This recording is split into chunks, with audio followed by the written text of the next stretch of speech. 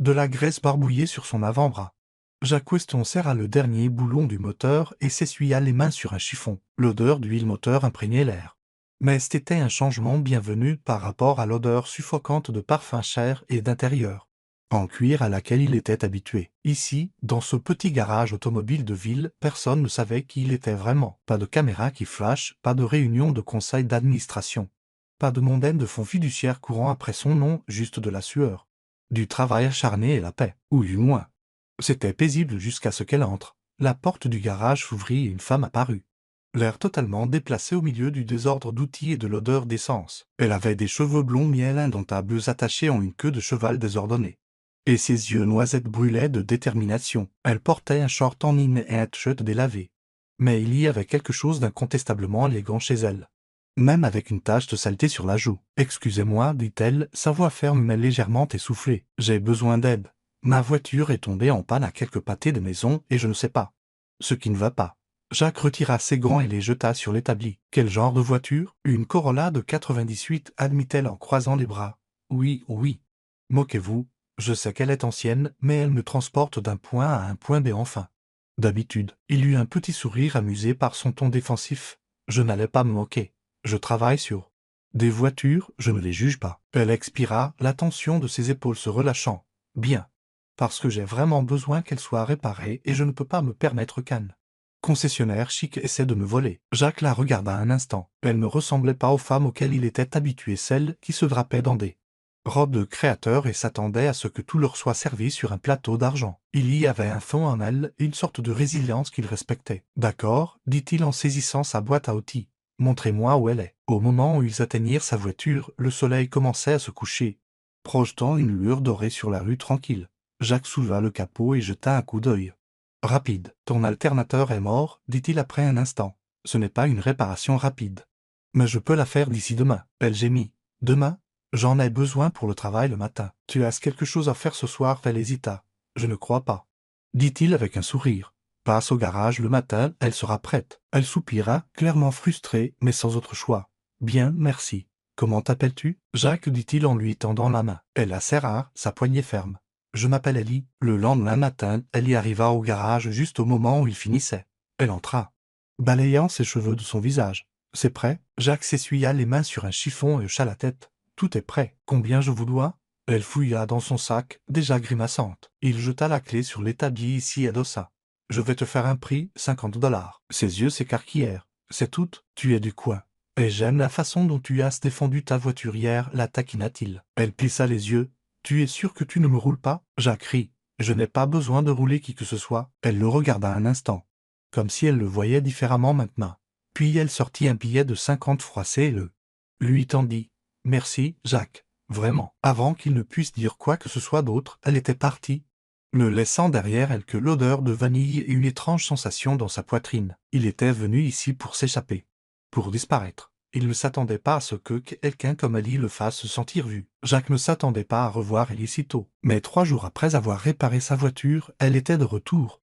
Cette fois-ci debout dans l'entrée du garage, les mains sur les hanches, les yeux brillants de frustration. Jacques se redressa dessous le capot d'une Mustang, s'essuyant les mains sur un chiffon avant de lever un sourcil vers elle. « Jacques, tu as trafiqué ma voiture. » l'accusa-t-elle en entrant en trombe. Cela le prit au dépourvu. « Pardon ?» Elle s'arrêta devant lui, assez près pour qu'il puisse voir le léger poudroiement de taches de rousseur sur son nez. « Je roulais pour aller au travail et elle est tombée en panne. Encore, le même problème. Soit tu m'as escroqué, soit tu as fait un travail épouvantable. » Jacques croisa les bras, une lueur amusée dans son regard. « Je n'escroque personne et je ne fais pas de travail. » Épouvantable. As-tu vérifié les connexions de la batterie ? Elle hésita une demi-seconde. « Les quoi ?» Il soupira, posant le chiffon. « Laisse-moi deviner, tu n'as rien vérifié. Tu as juste supposé que j'étais le problème. » Les lèvres d'Ellie se pressèrent en une ligne mince. « Peut-être. » Jacques secoua la tête, réprimant un sourire. « Ouvre le capot.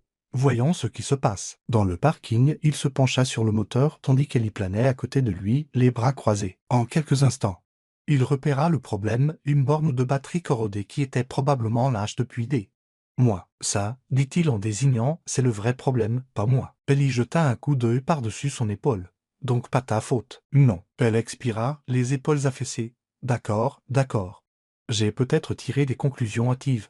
Un petit peu. » Elle gémit. je vais me faire pardonner un café, comme excuse pour t'avoir accusé d'être un escroc. Jacques la regarda, surpris. Il ne s'attendait pas à des excuses et encore moins à une invitation. D'accord, dit-il. Je prendrai un café. Ils finirent dans un petit café en bas de la rue. Niché dans une banquette d'angle près de la fenêtre, Ellie remua son verre distraitement avant de lever les yeux. Alors, c'est quoi ton histoire? Jacques sirota son café noir. Qu'est-ce que tu veux dire? Tu ne ressembles pas au mécanicien typique. Il garda son expression neutre. Et qu'est-ce que ça veut dire? Elle haussa les épaules. Je ne sais pas. Tu ne parles pas comme un, tu n'agis pas comme un. Et tu ne ressembles vraiment pas à un. Jacques sourit. Tu stéréotypes les mécaniciens? Non, juste toi. Il rit mais ne répondit pas. Prenant plutôt une autre gorgée. Il n'était pas prêt à lui dire qui il était vraiment. Pas encore? Ellie tapota ses doigts sur la table. D'accord, homme mystérieux, garde tes secrets, mais je finirai par te démasquer. Quelque chose dans la façon dont elle le dit lui envoya une étrange chaleur.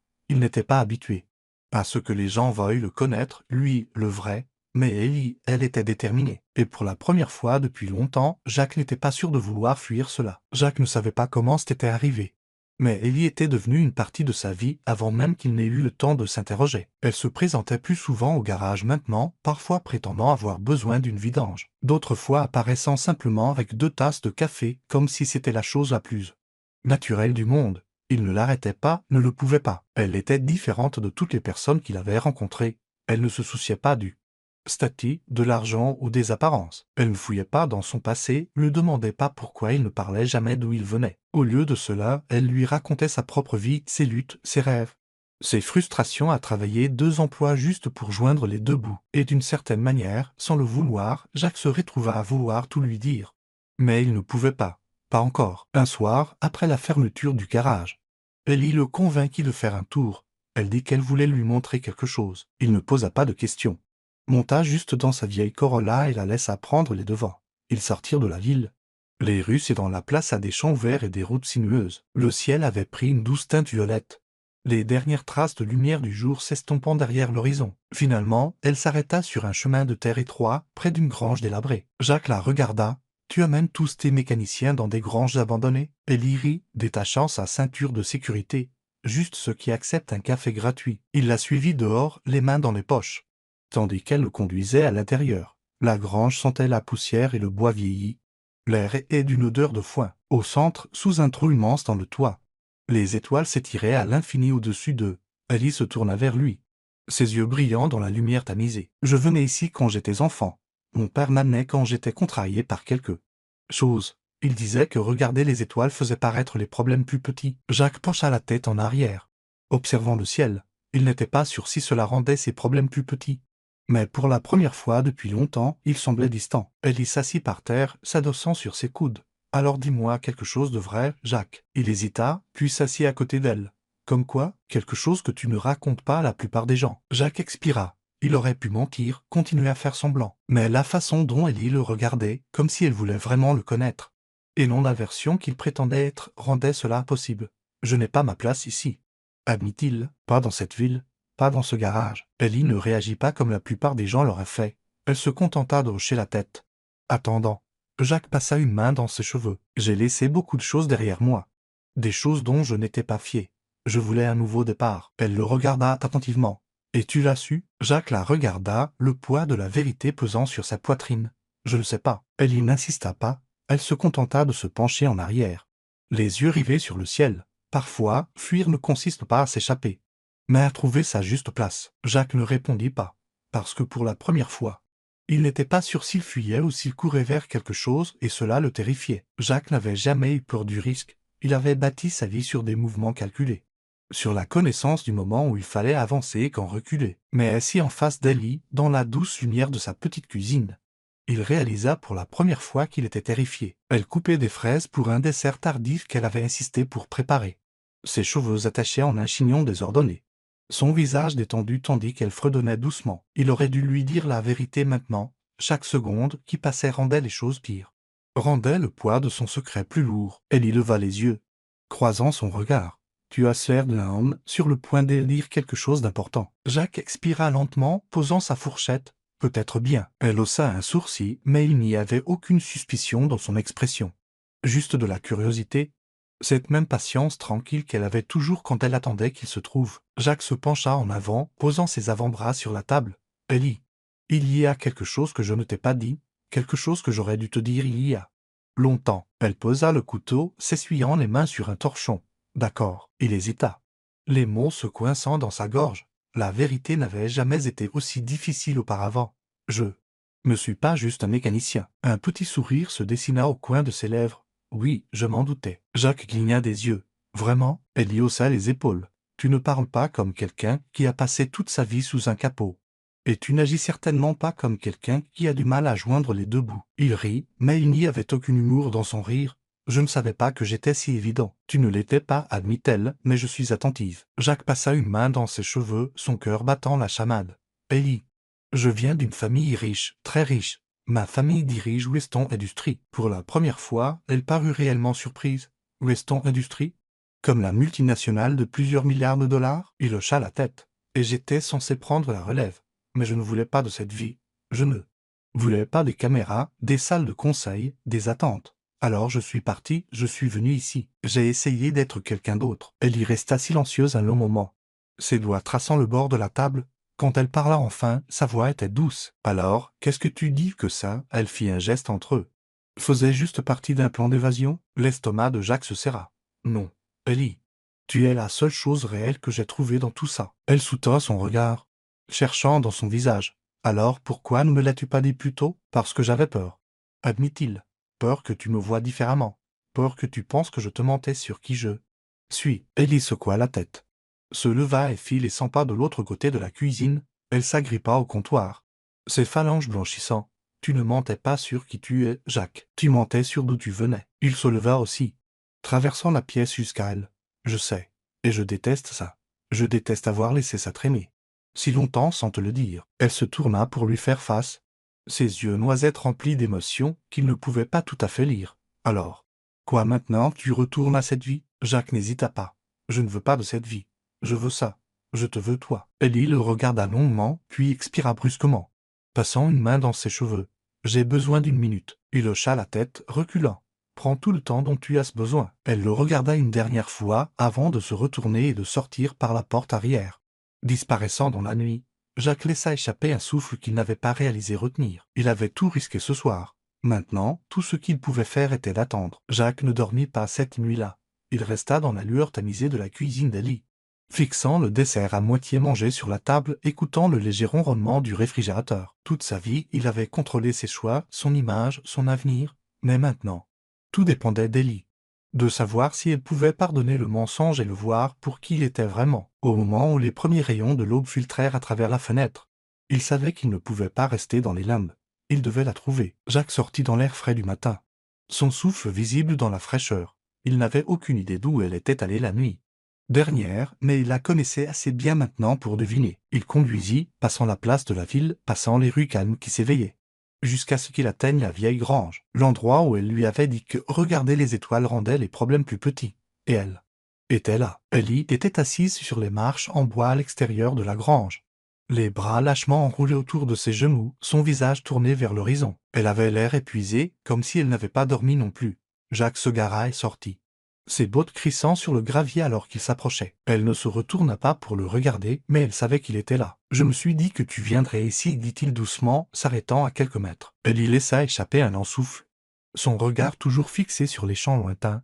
Oui, j'avais besoin d'espace pour réfléchir. Jacques hésita, cherchant les bons mots. Et tu as réussi? Elle le regarda enfin, ses yeux noisaient illisibles. Je ne sais pas. Jacques, tu m'as beaucoup de choses hier soir. Je sais, admit-il en s'approchant. Et je suis désolé de ne pas te l'avoir dit plus tôt. J'aurais dû. Ellie le regarda longuement, puis secoua légèrement la tête. Ce n'est pas seulement que tu ne me l'as pas dit. C'est que tu es venu ici en prétendant être quelqu'un d'autre. Je me demande sans cesse, est-ce que quelque chose était réel? Jacques s'accroupit devant elle, mettant le regard à niveau. Ellie, tout était réel. Chaque instant, chaque conversation. Chaque fois que tu es entré dans ce garage et que tu as amélioré ma journée sans même le savoir. Tu es la seule chose réelle que j'ai eue depuis longtemps. Elle déglutit difficilement. Je ne sais pas comment gérer ça, Jacques. Ce n'est pas seulement que tu es riche, c'est que tu es quelqu'un de complètement différent. Et cette vie à toi, c'est un monde que je ne comprends pas. Jacques expira, passant une main dans ses cheveux. J'ai quitté ce monde parce que je ne le voulais pas. Je ne le veux toujours pas. La seule chose que je veux, c'est toi. Ellie baissa le regard, ses doigts se serrant autour de son genou. Et si ton passé te rattrape? Et si un jour tu te réveilles et que tu réalises que ça te manque? Jacques secoua fermement la tête. Je ne le ferai pas. Parce que je n'ai jamais rien désiré comme je désire ça. Comme je nous désire. Le silence s'étira entre eux. Épais d'incertitude, le cœur de Jacques battait la chamade alors qu'il attendait, la laissant tout assimiler à son rythme. Finalement, Ellie soupira, se frottant les tempes. Je ne sais pas encore comment faire confiance à ça. Jacques, mais je sais une chose, je ne veux pas partir. Un soulagement le traversa si fortement qu'il faillit chanceler. Alors ne pars pas, dit-il. La voix rauque. Nous allons trouver une solution ensemble. Pas de mensonges, pas de secrets, juste nous. Ellie croisa son regard. Quelque chose s'adoucissant dans son expression. D'accord, mais promets-moi une chose, n'importe quoi. Elle prit une profonde inspiration. Promets-moi que quoi qu'il arrive, tu seras toujours honnête avec moi. Jacques lui prit la main, entrelaçant leurs doigts. Je te le jure, Ellie. Et pour la première fois de sa vie, Jacques Weston savait exactement où était sa place. Jacques ne lâcha pas la main d'Ellie alors qu'il retournait à la voiture. L'air du matin était frais, portant l'odeur de la terre humide et des fleurs sauvages. Il y avait encore de l'incertitude dans la façon dont ses doigts se serraient autour des siens. Mais elle ne se retirait pas. Cela lui donnait de l'espoir. Le trajet de retour en ville fut silencieux. Mais ce n'était pas un silence mal à l'aise, c'était contemplatif, rempli du poids de tout ce qui n'avait pas été dit entre eux. Ellie était assise sur le siège passager, regardant par la fenêtre. Perdue dans ses pensées, Jacques n'insista pas. Il avait tout mis à nu. Et maintenant, c'était à elle de décider quoi en faire. Quand ils arrivèrent à sa petite maison, elle hésita avant d'ouvrir la porte. La lumière du petit matin projetait une douce lueur sur son visage, soulignant les émotions qui vacillaient sur ses traits. « Tu veux entrer » demanda-t-elle finalement, sa voix plus calme que d'habitude. Jacques l'observa un instant avant de hocher la tête. Oui, à l'intérieur, l'air était chaud et familier, portant des traces de vanille et de café. Jacques était déjà venu ici, mais cette fois, tout semblait différent. Le poids de sa vérité persistait entre eux, remodelant les fondations de tout ce qu'il avait construit. Ellie se dirigea vers la cuisine, tendant la main vers la cafetière. Ses mouvements étaient plus lents que d'habitude, comme si elle était encore en train de tout digérer. Jacques s'adossa au comptoir, la regardant. « Tu n'as pas besoin d'avoir toutes les réponses tout de suite, » dit-il après un instant. « J'ai juste besoin de savoir si tu es prête à essayer. » Elle y versa 2 tasses de café, lui en glissant une. « Je ne sais pas comment m'intégrer à ton monde, Jacques.